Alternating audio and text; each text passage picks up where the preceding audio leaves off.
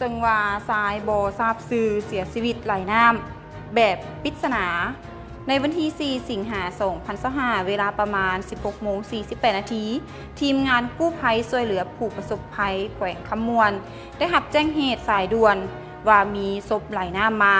เกาะอยู่ห้วยปากสิมังซึ่งว่าเบื้องแคมป์ของเมืองท่าแขกแขวงคำมวนทีมงานหน่วยกู้ภัยจึงได้ออกกวดสอบเหตุพร้อมกับเจ้าหน้าที่วิสาเฉพาะลงกวดกาจุดที่ว่าได้รับแจ้งเหตุพบเห็นผู้เสียชีวิตไหลน้ำมาแมนเป็นเพศชายระบุตัวตนแมนบ่ทันได้เพราะว่าใบหน้าบวมไข่บ่ชัดเจนบ่มีข้อมูลหลักฐานใดๆตามการสันนิษฐานในเบื้องต้นคาดว่าแม่นคนเสื้อชาติจีนดังนั้นทางด้านหน่วยงานกู้ภัยจึงได้ทำการห่อศพและนำส่งไปไว้โรงเย็นโรงหมอแขวงคำมวน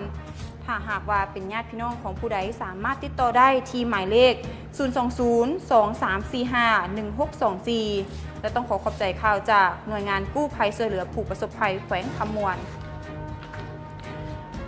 พบศพอีกคนแล้วจากเหตุการณ์รถเสียหลักปิ้นลงเหวหัวที่ 1 เมืองปากแบงจากเหตุการณ์ที่เกิดขึ้นในวันที่ 2 สิงหาที่ผ่านมานี้และมาฮอดวันที่ 4 สิงหาคม 2025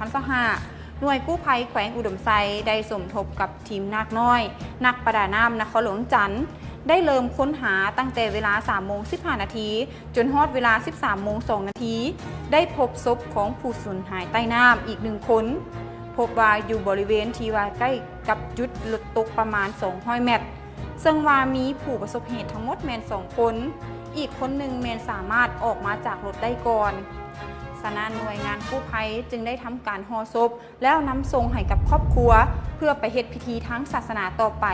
ขอแสดงความเสียใจกับครอบครัวและญาติพี่น้องกับการสูญเสียในเหตุการณ์ในครั้งนี้ด้วยและขอให้วิญญาณของผู้เสียชีวิตจงไปสู่สุคติขอขอบใจข่าวจากหน่วยกู้ภัยกระแดงแขวงอุดมไซรถตู้ต่ำท้ายรถบรรทุกยางหุนแหงคนขับได้รับบาดเจ็บในวันที่ 5 สิงหาคม 2025 เวลาประมาณ 5:35 นาทีทีมงานกู้ภัยฉุกเฉินองค์การกระแดงแขวงหลวงพระบางได้รับแจ้งเหตุผ่านหมายเลขฉุกเฉิน 0711-625 ว่ามีอุบัติเหตุรถใหญ่เสียหลักต่ำ6 ล้อซึ่งว่าอยู่เส้นทางบ้านเวียงแก้วนครหลวงพระบางเมื่อทีมงานลงตรวจสอบเหตุผู้บาดเจ็บ1 คนเป็นเพศชายอาการเบื้องต้นแขนศอกเบื้องซ้ายถลอก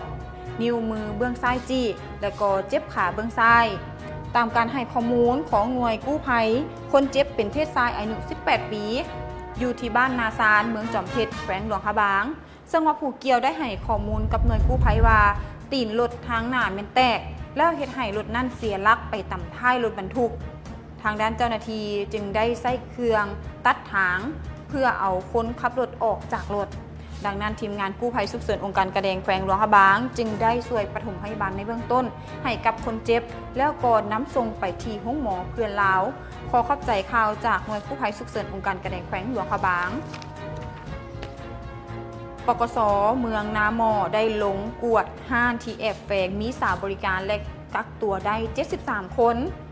ปกส.แขวงอุดมไซได้รายงานว่าวันที่ 4 สิงหาซึ่งว่าในวันที่ 30 กรกฎาคมที่ผ่านมานี้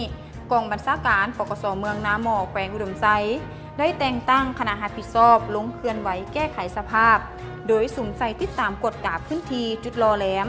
การเข้าออกของพลเมืองที่บ่ถูกต้องแก้ไขสภาพการสัญจรของงานพาหนะตามท้องถนนปัญหายาเสพติดกีฬางัดแงะการบริการห้านกินดื่มที่ฝ่าฝืนกำหนดเวลาปัญหาโสเภณีและปรากฏการณ์ย่อห่ออื่นๆอีกด้วยมาตรการที่ว่าเข้มงวดเพื่อแนใส่เฮ็ดให้ภายในเมืองนั้นมีความสงบและเป็นระเบียบเรียบร้อยดีในนี้ก็ได้มีการกักรถดัดแปลงสภาพเทคนิค1 คันนำกระท่อมปมตุกยาเสพติดโดยเฉพาะเมนยาสูบไฟฟ้า5 คนกวดพบเห็นเครื่องซักลาย1 สุดและก็ได้มีการลงเคลื่อนไหวกฎกาบรรดาห้างห้านที่แอบแฝงมีสาวบริการโสเภณีจำนวน20 ห้านมีสาวบริการทั้งหมดแมน73 คนนำมาศึกษาผมขอขอบใจข่าวจากลาว Security News